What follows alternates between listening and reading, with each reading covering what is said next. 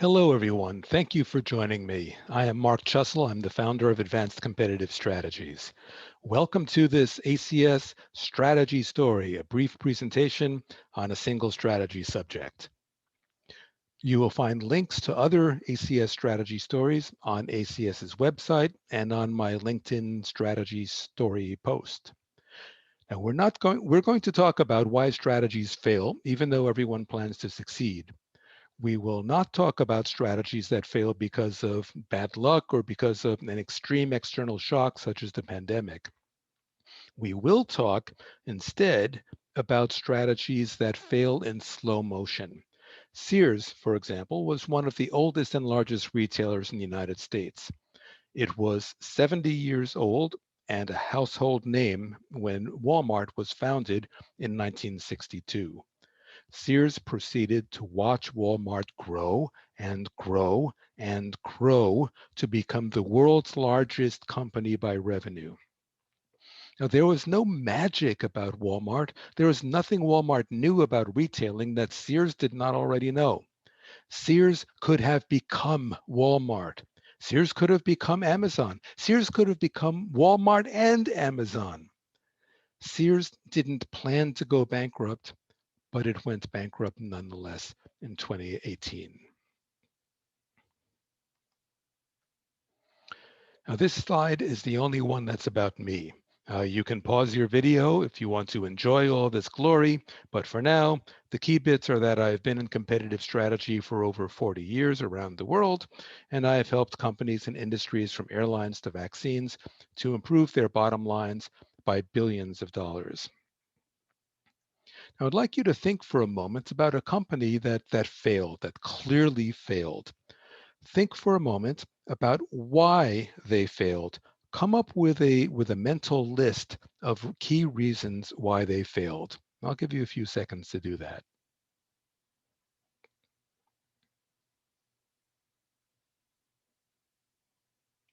My guess is that you probably came up with a list that looks something like this, because these are the kinds of things that I hear when I do presentations like this in person. They say that the company that failed underestimated its competitors, or it stopped listening to customers, or it was too focused on the short term, or it got too complacent. That sort of thing. These are the usual subjects. These are the handy villains that we blame.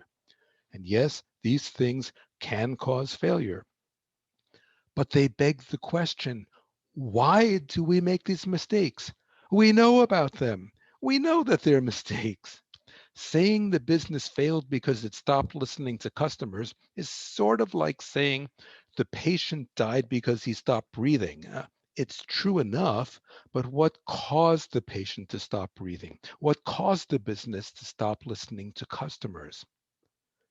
Well, one of the reasons that we cite is cognitive bias. This is it's a popular thing for us to talk about these days, and there's plenty of cognitive biases to choose from. There's almost 200 of them. But there's three things about cognitive bias. First, no one thinks that he or she is biased, or we admit that we are biased, but other people are more biased. That itself is a bias. It's called bias blind spot. Second, no one stops being biased by being told to stop being biased. Hey, you over there, stop being biased. Okay, sorry, boss, not biased anymore. And the third is cognitive bias is not the only cause of bad decisions. Imagine that you are a 14th century European. Are you biased if you believe the sun orbits the earth? No. Of course, it is wrong to believe that the sun orbits the earth, but to a 14th century pre-Copernican European, it's not bias. It's what everyone knows. What everyone knows is a key problem, and it hides in plain sight because everyone knows. Imagine you are a 21st century strategist. What are the strategy equivalents of the sun orbits the earth? Everyone knows Computers have little to offer in competitive strategy. Only human beings can handle that kind of subject. Everyone knows the best way to judge a strategy is by its results. Everyone knows the more data we have, the better we can predict the future. Everyone knows if we truly believe in ourselves and have a can do attitude, we can accomplish anything. Everyone knows experience is absolutely essential in strategy, and everyone knows also that new perspectives from people outside the industry are absolutely essential in strategy, and so on.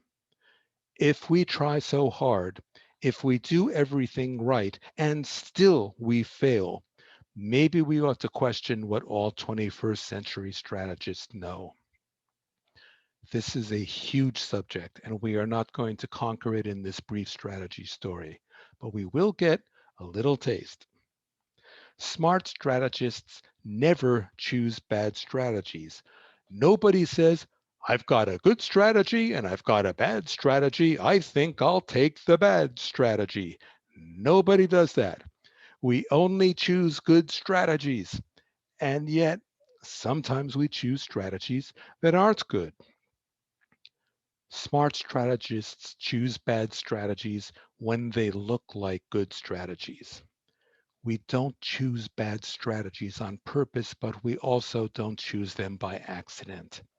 We choose strategies based on the ways we think and the tools that we use.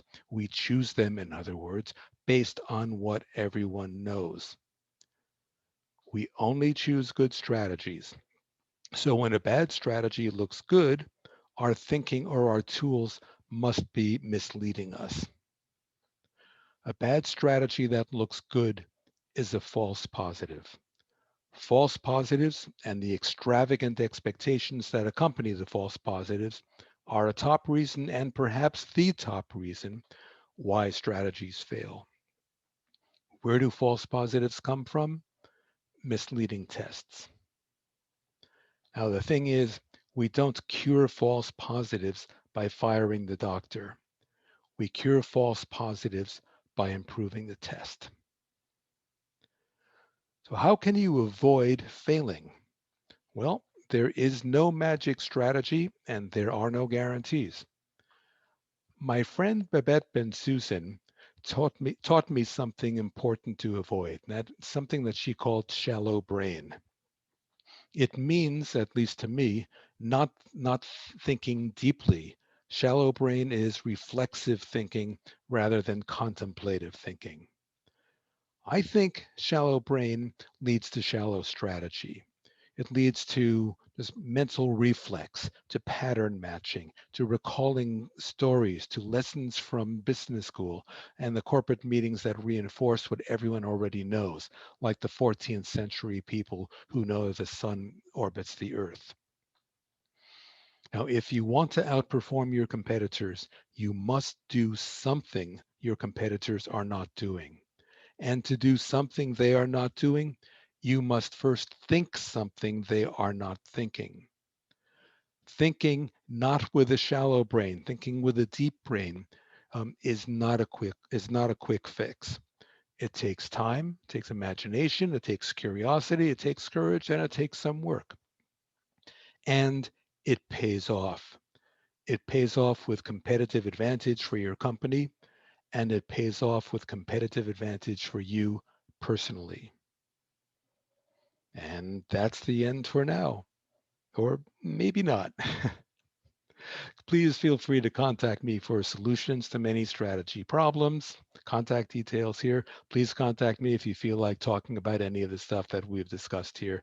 And thank you again for joining me.